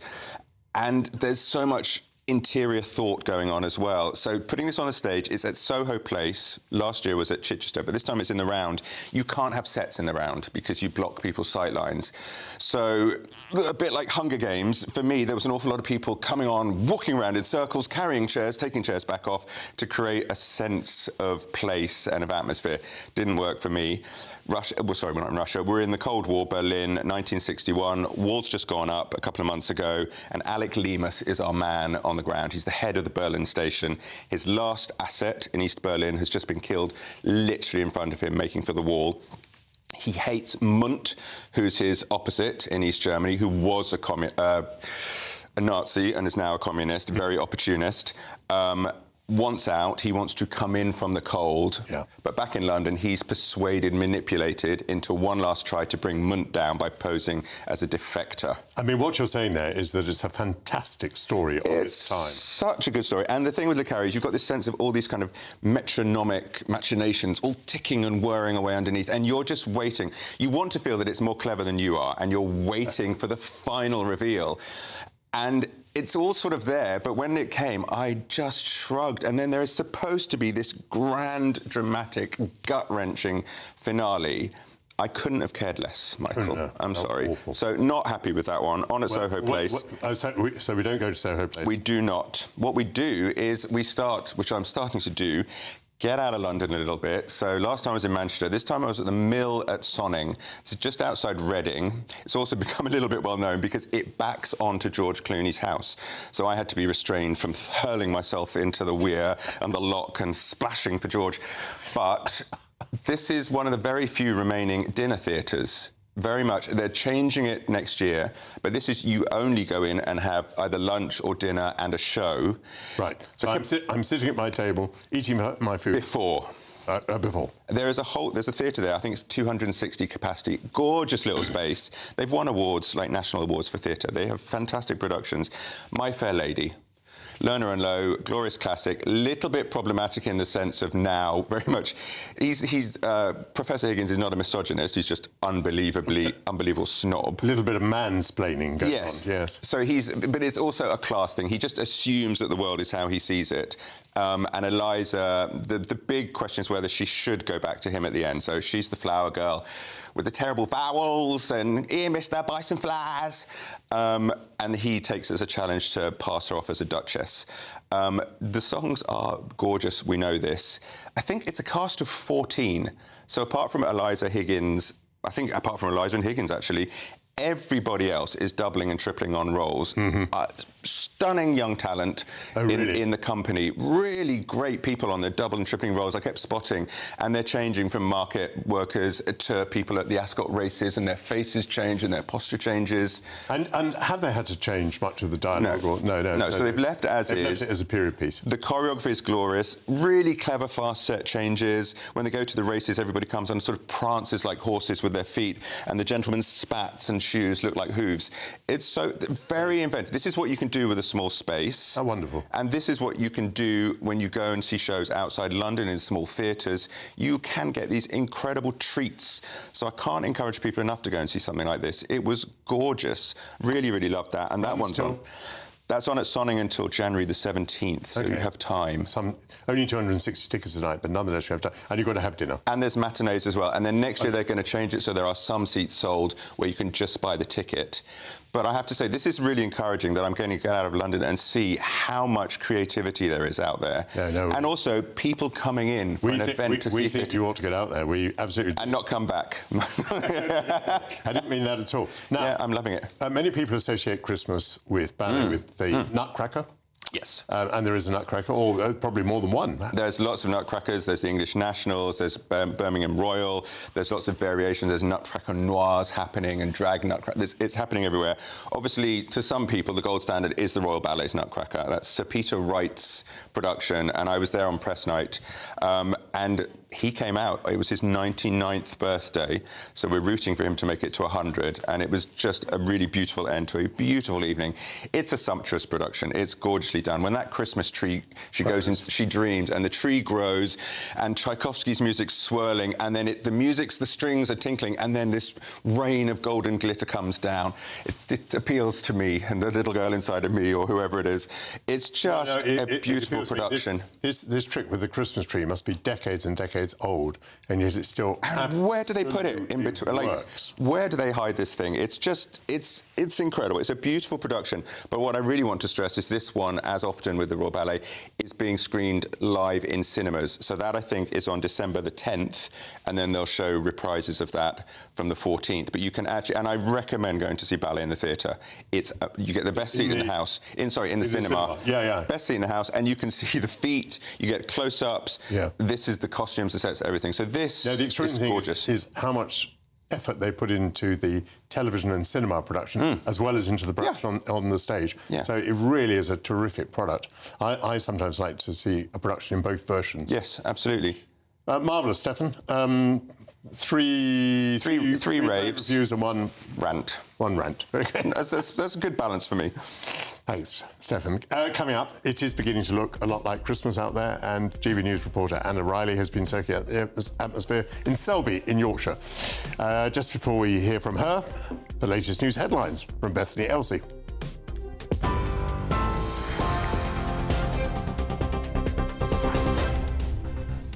Michael, thank you. Good afternoon. The headlines from the GB newsroom. The Chancellor has denied accusations of misleading the country with an overly pessimistic view of the economy to raise taxes in the budget. But the Conservatives and Reform UK are calling for her resignation. The government is set to announce major reforms to the criminal justice system in England and Wales, including reducing the number of trials by jury. 4 people have been killed and 10 others injured in a mass shooting at a child's birthday party in California. Officials say children are among the fatalities. And the former West Ham captain and manager Billy Bonds has died at the age of 79. His family say he will be eternally missed. You're up to date. I'll have more for you at 1 o'clock. You can now watch GB News live across the United States of America and the world on Truth Plus. Scan the QR code to find out more or visit gbnews.com/truth.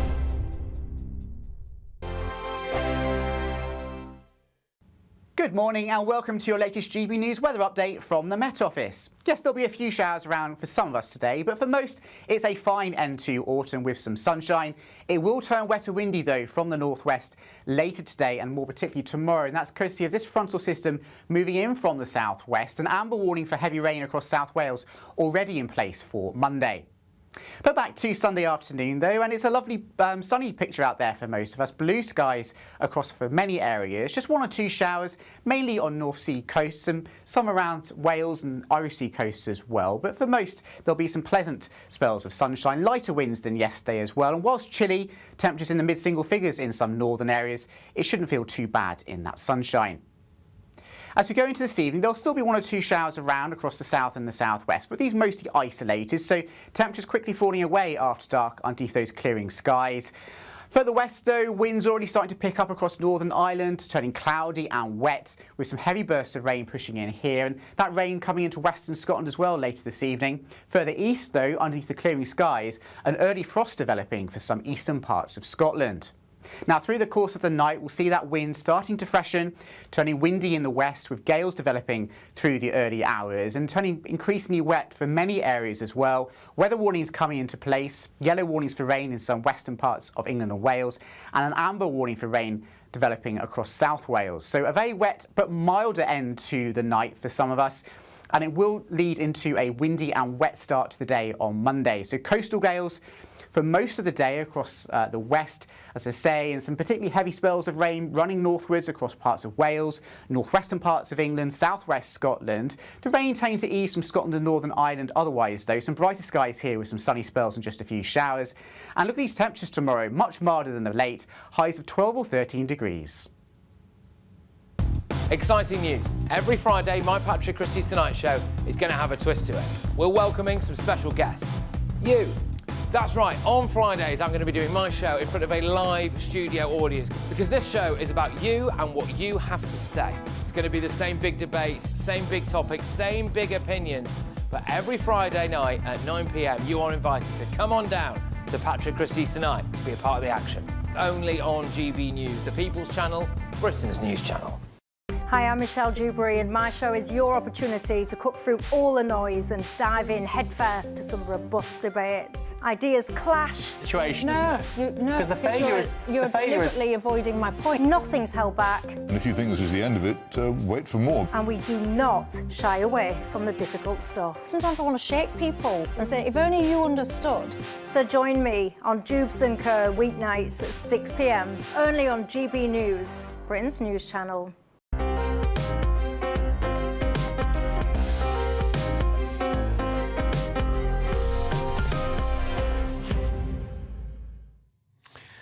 We are in the countdown to Christmas, and one church in Yorkshire has created, and I quote, an interactive walk-through nativity extravaganza. Volunteers from the King's Church in Selby are putting together last-minute preparations before they welcome hundreds of school children next week. Let's speak to GB News Yorkshire and Humberside reporter Anna Riley. Anna, tell us about this extravaganza. Good afternoon. Well, yes, it's a fantastic display that's been put on by members of the congregation here. It's in its 10th year is this Christmas experience, and it's all about working with primary school children and teachers, showing them round here and telling that message of Christmas. I'm delighted now to be joined by Ikpe. He is a choir member here at the church. Just tell us all about this experience. Well, thank you very much. It's a wonderful experience here, a good initiative here by the church here in Selby, King's Church here in Selby, to try and spread the core message of Christmas, which is love, joy, peace, and hope, which we have through Jesus Christ, a gift of God, to a world at a time like this. And so it's that central message that we want to share with the children, because sometimes the world gets really busy. Christmas can really get really busy, and people tend to. The core message tends to get, to disappear, and so it is a good initiative to bring children, and share what we know and share this love, which is critical at a time like this. And this is part of the curriculum working with the schools as well. Yes. But you were saying not all children really know about Jesus. Yes. It's Santa Claus, Christmas, presents. Absolutely. So, like I said, now, especially the messaging around Santa, around the Christmas food, getting time with family, which is great. But at the center of it, at the core of it, is this message about love, about hope, about joy, about peace, which is important, and especially with all of what's going on in the world, is good for children to know that we can spread this about tolerance, because once we have love, then we can would have respect, would have love for one another, which is central in our world, today. Yeah. And traditionally at Christmas time, that is a time when people, if they're not necessarily religious, but they'll come to church. Yeah. But are you seeing a bit of a resurgence? More people getting into Christianity? Absolutely, I'm saying that because people want a deeper meaning. People want a deeper meaning. People search for this. For some inner feeling or inner fulfillment or something, but so we're seeing people come back to church. The message is getting wide, it's getting spread abroad, in our hearts, and so we're seeing more and more people respond to that message. Why do you think that is, that more people are, looking to churches now? Well, it's hope, it's love,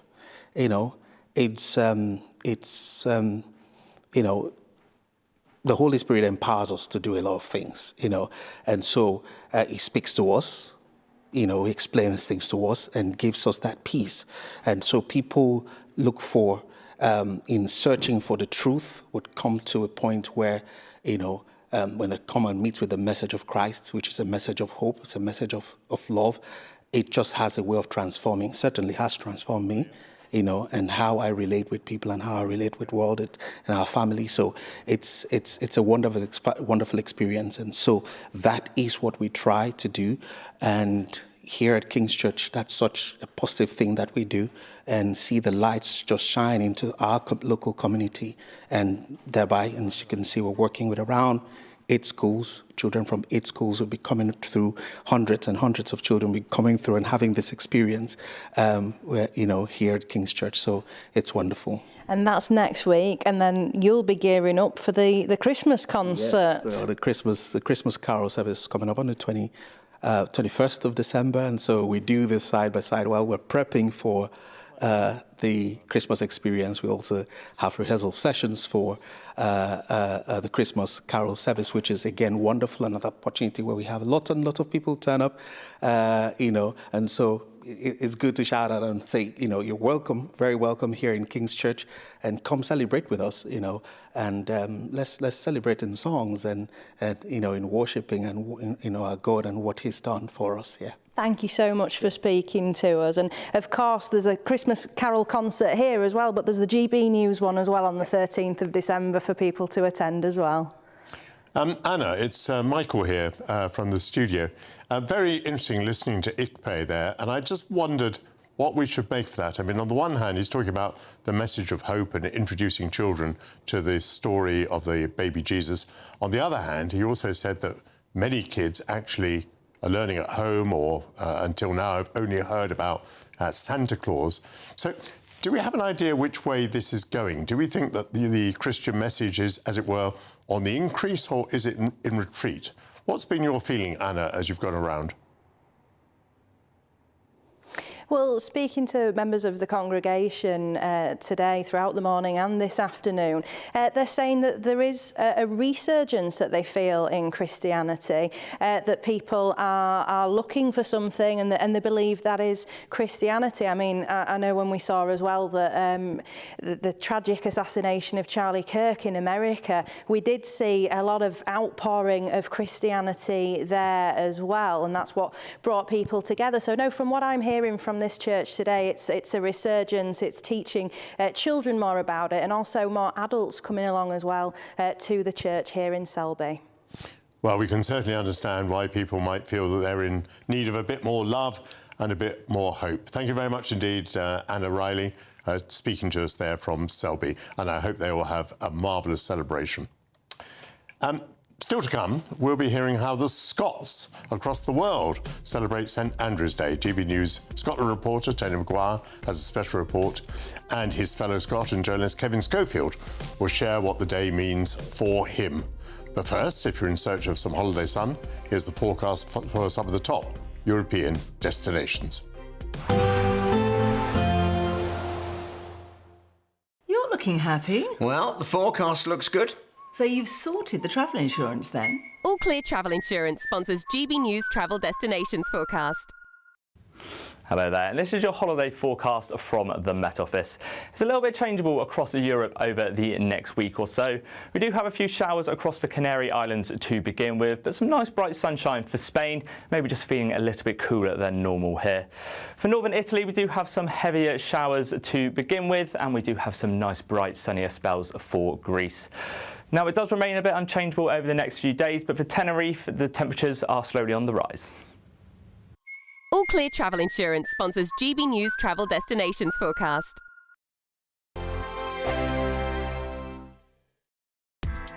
Join me, Nana Akweer, for an informative, interactive news programme with a difference. It's fun. No, he didn't say that, Dave.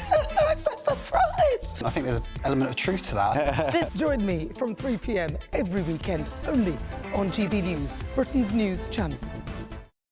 This is GB News, Britain's news channel. Meghan coaching the world on keeping relationships warm is a plot twist. I mean, she treats relationships like seasonal decorations. They're out by January. I think that this is such a joke, but this ultimately we know that this exists because she's trying to drive traffic to the retail arm, which is As Ever. But how successful truly is As Ever, and how much does Netflix really believe in As Ever when they're not even featuring her products in their upcoming pop-up stores this season? And genuinely, it kind of pains me to attack other women publicly. It's not something I make a habit of. And I've tried with her. I've tried. I was so happy on the wedding day, and I really wanted her to be successful. But she has tested the patience of everybody watching from this country. We just wanted to do something of meaning and substance. And what I wanted her to only ever do, Kinsey, was be an actress, because she was actually really blooming good at that. She's really good in Suits. She should just go back to acting, shouldn't she, and stop trying to be this lifestyle guru. If she was that good at acting, we wouldn't be so offended by her lifestyle pursuits, really. But, you know, I think I'm with you. I loved Meghan Markle. In fact, my first podcast was called In Defense of Meghan Markle. That didn't last very long.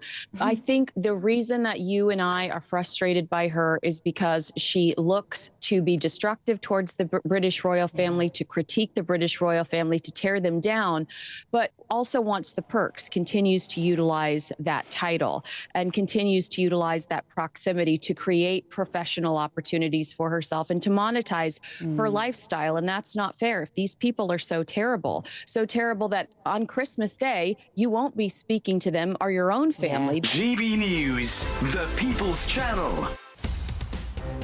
In the GB Newsroom, we bring you the news as it happens. With our team of dedicated journalists across the UK, we're ready to keep you up to date with what's happening every half an hour, every single day.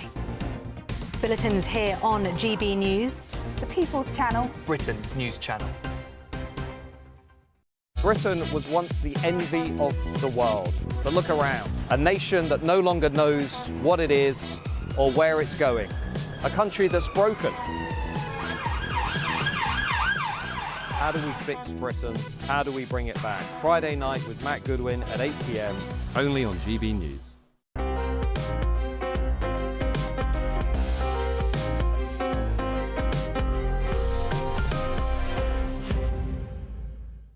Welcome back. It's the last day of November. That means that the Scots are in party mood for St Andrew's Day.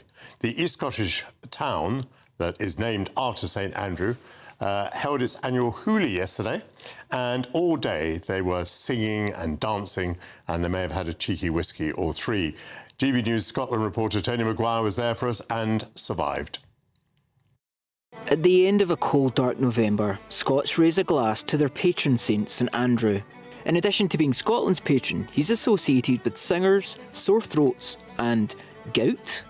Well, sounds to me like symptoms of a fantastic party. And that's exactly how this town marks the 30th of November every year.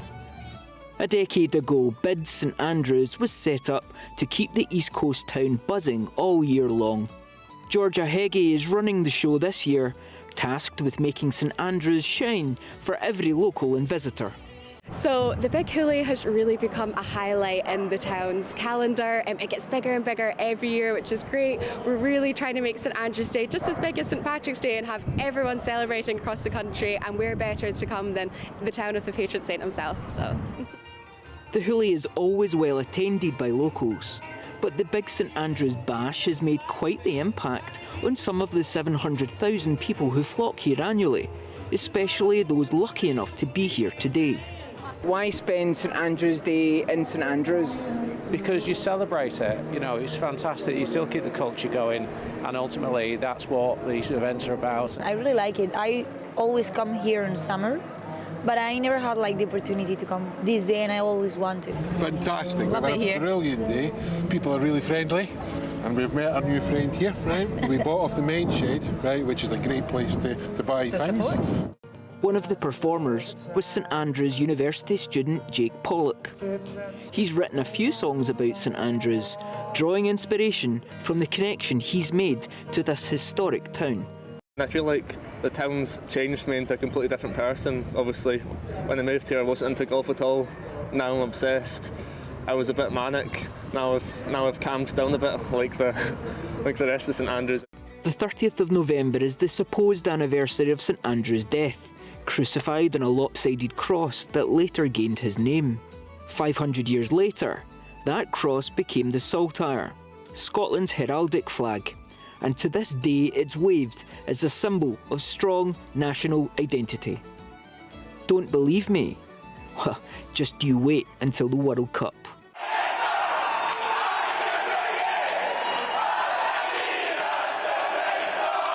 Tony Maguire, GB News, St Andrews. Thank you very much indeed for that. And now I'm joined by the broadcaster and journalist Kevin Schofield. Kevin, where are you, by the way, at the moment? I'm in London, I have to admit, Michael. Oh, no. I've lived in London for the last nearly 18 years, actually. But as you can tell, I've still got my accent. You certainly have. Now, St Andrew was a fisherman on the Sea of Galilee. He was the younger brother of Simon Peter, and so he was one of the disciples of Christ. What's that got to do with Scotland? Yeah, that's a good question. I mean, so there's a little bit of uncertainty as to how he ended up becoming our patron saint. Apparently he never set foot in Scotland, but one theory is that in the 9th century, King Angus of Scotland was preparing for a battle against the English, of course, and in a dream, he saw St Andrew promising him victory on the day of the battle. And then an X symbol appeared in the sky, which became our saltire. And the king said that if Scotland won, then he would make St Andrew the patron saint of the country. And that's what happened. That is one theory, anyway. Once I was in Edinburgh and I saw the saltire in the sky, because it was the vapour trail from two planes that happened to have crossed in an X shape, and it was a very blue sky, and it was a fabulous piece, actually. I was making a television programme, so I filmed this thing.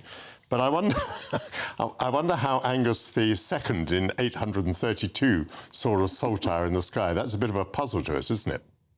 it would be an incredible story if he managed to see an aeroplane in the sky, or even 2 aeroplanes back in the 9th century. You know, but apparently, anyway, it's perhaps a fable, but it's one that we like to think is possibly true and helps to make sense of what's a pretty confusing story.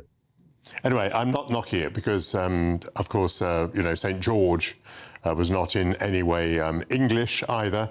And by the way, I don't know whether you know that St. Andrew is shared with Russia and Ukraine. I mean, that's a bit of a turn-up, but that both of those countries also recognise St. Andrew as a patron. What about the celebrations? What's distinctive about the way that the Scots celebrate St. Andrew's Day? Well, what's interesting is actually we celebrate more overtly Robert Burns' night in the 25th of January, you know, about the whiskey and haggis, neeps and tatties. But a lot of people see St. Andrew's Day as the beginning of a 2-month-long celebration. So you've got St. Andrew's Day now, running all the way through Christmas, New Year, all the way up to the end of January. So, you know, we Scots do like to party.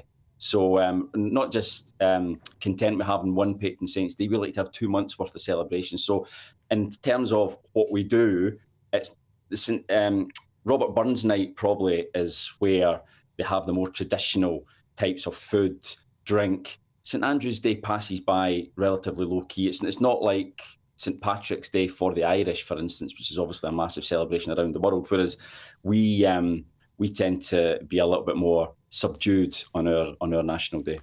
I love the thought of 2 months of celebration. Now, in England, there's been controversy about the St. George's Cross. That's a red cross. It's how do you describe it? You know, it goes like that. You know what I mean? Yeah. Is the saltire also a controversial symbol? I mean, is it the symbol of the SNP or is it the symbol of all Scots people? Well, you know, that's been a huge debate, not least because of the constitutional issue, which, you know, despite the result of the referendum 11 years ago, it still hasn't gone away. I think the SNP like to wrap themselves in the saltire, understandably, but unionists would say, well, it's as much our flag as it is yours, just because you might not agree with independence or support Scottish independence, you can still be proud to be Scottish and British. And what's interesting as well, one of the last times I was up in Scotland, I noticed, like in England, in large places, large parts of England, the saltire flying from lampposts, which I'd never seen before. And it's now being claimed by some supporters on the right who are maybe anti-immigrant or anti-asylum seekers using hotels, for instance. There's been protests in Scotland, just as there has been in England. And you see, instead of the St. George's Cross obviously being flown, it's the St. Andrew's Cross. So it's now being claimed almost by the right of politics as well as by the SNP. So it's a pretty confused picture, actually. Very interesting. But for those who travel from Scotland to see their sporting teams play, I mean, the saltire is a vital accompaniment, isn't it? The saltire has to go with them wherever they go.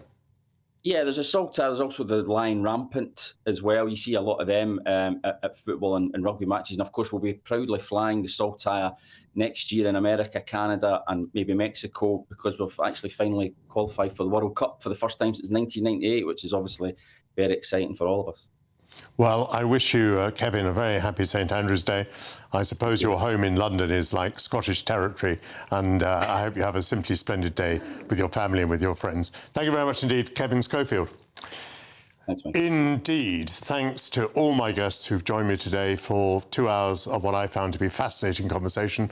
I'll be back at the same time next week. Coming next on GB News is The Weekend Show with Dawn Neeson. Dawn, what's coming up on the show? Michael, I love the way you say Dawn every day. I was rather hoping we'd be trying some Scotch out together for St. Andrew's Day, but hey, that's your choice. I completely appreciate it, but you're cancelled, by the way. We've got a brilliant show coming up for you. We have got a great exclusive. We've got Zia Youssef coming into the studio to talk about an exclusive story about an incredible level of BBC bias towards the Reform Party. We're also going partying with Sarah Sultana, but you can't wait for that one. And we are paying tribute to, and I'm quite sad about this, to the West Ham legend Billy Bonds, who we lost today at the age of 79. We're also having a bit of fun with Rachel Reeves and what panto she should be starring in this year, because she can't be Chancellor for that much longer, can she? All of that after the weather.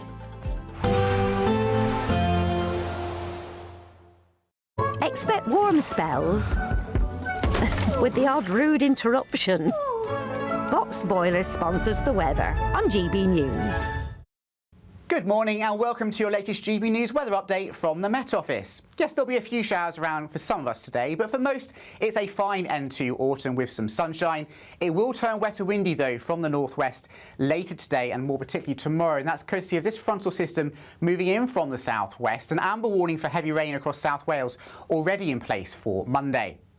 But back to Sunday afternoon though, and it's a lovely sunny picture out there for most of us. Blue skies across for many areas, just one or two showers, mainly on North Sea coasts and some around Wales and Irish Sea coasts as well. But for most, there'll be some pleasant spells of sunshine, lighter winds than yesterday as well. And whilst chilly, temperatures in the mid-single figures in some northern areas, it shouldn't feel too bad in that sunshine. As we go into this evening, there'll still be one or two showers around across the south and the southwest, but these mostly isolated, so temperatures quickly falling away after dark underneath those clearing skies.